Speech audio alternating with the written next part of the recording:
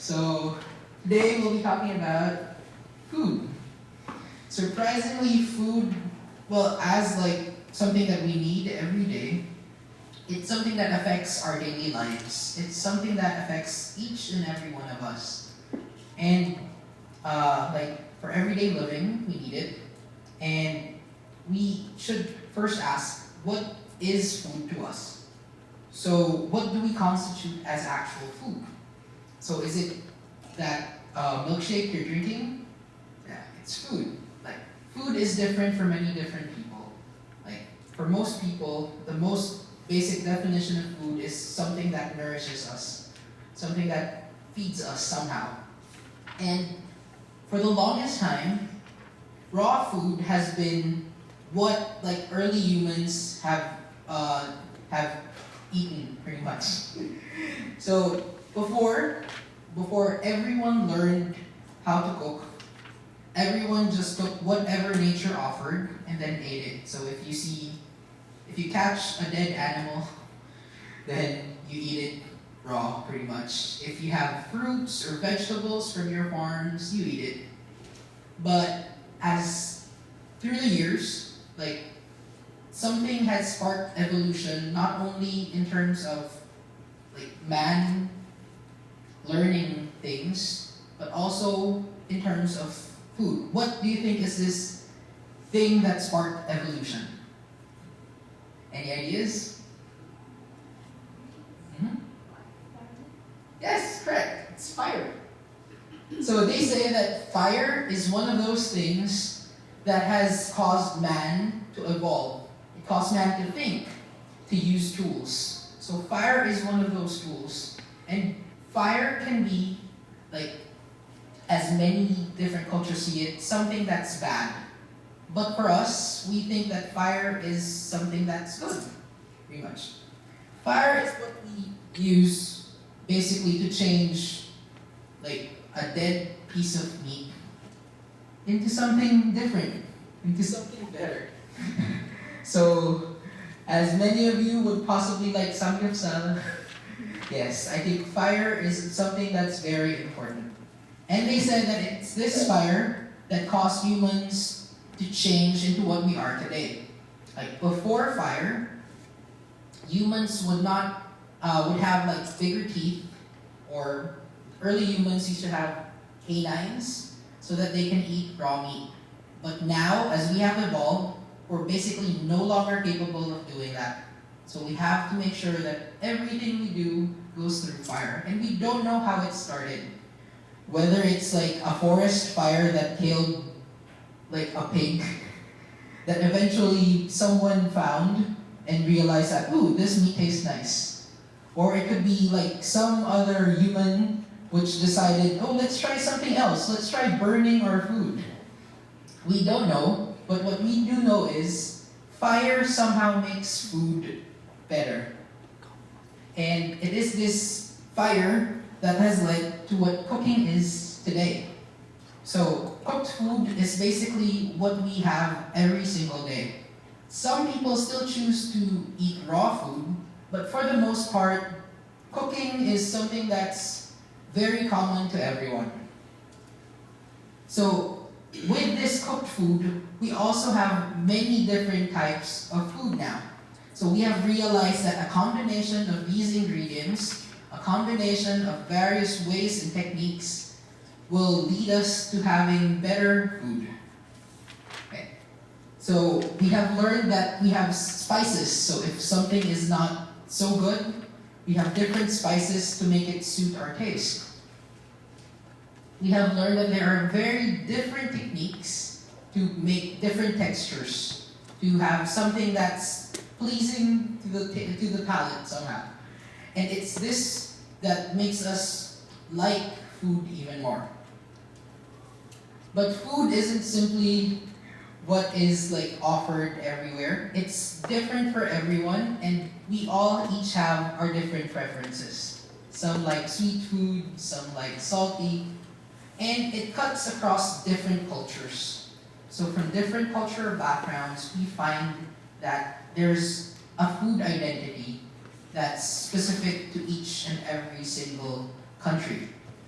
So like Korea, what would you say is Korea's representative food? Bulgogi. I would especially, for me, I really like kamjatang. But yeah, it could be bulgogi. So as you can see, everywhere in the world, there's something that they particularly love. And for us in particular, in the Philippines, that tiny group of islands there, we do have our own food that we also love. So this is the Philippines. The Philippines is made up of like 7,600 plus islands. And among those islands, only around 2,000 are inhabited by people. So within those 2,000 islands, there are very different food, very different tastes. And each particular place, we would have to say, we have our different food identity. But as a nation, as one nation in general, our country, I think, could be represented by these three very specific food. So does anyone have any idea of what the first one is? The one on top. What is that? That one? It's roasted pork. Yes. Roasted pork in the Philippines. We usually have one giant piece of bamboo and we skewer an entire pork and then we roast it over fire for around a day. It's it's slow cooking. So this way makes the outside extremely crispy while the inside is still very tender. So it's something that you can find in the Philippines. They say that you can find it in other places around the world as well. But for us, we find this as one of the best food you can try in the Philippines. This one we call lechon.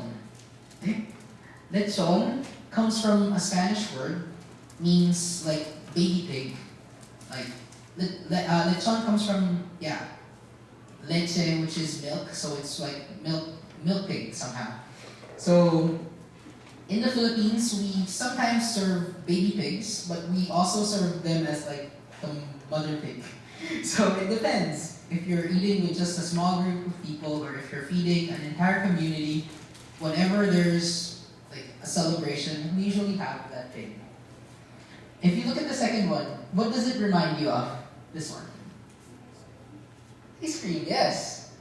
The modern version of this one does have ice cream, but it's something very similar to bingsu. It has lots of beans, different types of beans, also preserved fruits in syrup. It's very similar to bingsu, but at the same time, it's very different. What you should understand about Filipino taste is that we like extremes. And when something is sweet like this, it's very, very sweet. So this we call halo-halo. Halo-halo comes from the word halo, which means mix in our language. So it's something that when you get it, you mix it first before eating it. That way, all the different flavors mix somehow. Lastly, we have this. Mango. Yes, it's very popular, but other countries have them. But I would have to say, among other countries, the sweetest mangoes are from the Philippines. And I might be biased because I'm from the Philippines, but I would have to agree. I've tried Indian mangoes, Thai mangoes, and somehow, I don't know what makes it different. Is it the soil where it grows or the climate? But Philippine mangoes are exceptionally sweet, just like most of our food. So, if you have a chance to try Philippine mangoes, yes, definitely go try it. But it's especially good if you go to the Philippines and try it because it's very, very cheap in the Philippines. Like compared to here, maybe like 1 kilo for around 1,001. So it's very cheap. Yes. And I think these three, this one in the Philippines, it's manga. Yeah, so mango in Filipino, it's manga. Yes. So these three, they're like the representative food of the Philippines, at least in my opinion. So if you go to the Philippines, these are must-try foods. Okay? Alright, now more than ever, our world is more interconnected. So if ever there's one thing you want to find out about another place, you just go to the internet and check. Information is in our fingertips, and if you want to learn about food, you can just go to YouTube and someone there will teach you how to cook something you have no idea about. Like if you want to cook Italian food, you just go to the internet and search. Or something more exotic, maybe if you want to cook kangaroo, there will probably be a video somewhere which will teach you that. And this interconnectivity is what what differentiates us from the previous generations.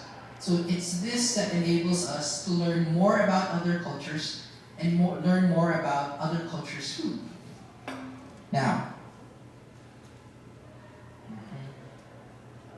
so it's more prevalent now in social media.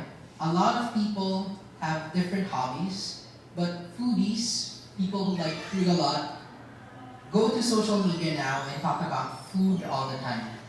We have like accounts in Facebook which just focuses on finding good places to eat, and everywhere else, different types of social media, it draws us closer to things that we're interested in. So if you want to find out, if you see like food in your feed that you really want to go to, what you really want to eat, it's just there. It's very easy nowadays. And if you are really interested in food, you can create your own Instagram page. You can fill it with the food that you like or the food that you want to have. Generally, food is everywhere. And it's this omnipresence of food that makes us somehow, like, we cannot deny how much food influences our daily lives. So let me ask you, how does food affect you personally? Is it just something that you take to survive, or is it something that you're passionate about? Do you eat to live, or do you live to eat? Every single thing we do somehow is related to food. Like every celebration, it's made even better when it's around friends and food. So with that in mind, just try to think about how food has somehow shaped you. What is food's significance in your life? So with that, I just tell everyone to keep an open mind and an even more open stomach. And try things that you haven't tried before. You wouldn't really know if you like something unless you try. So that's it for tonight. Thank you so much.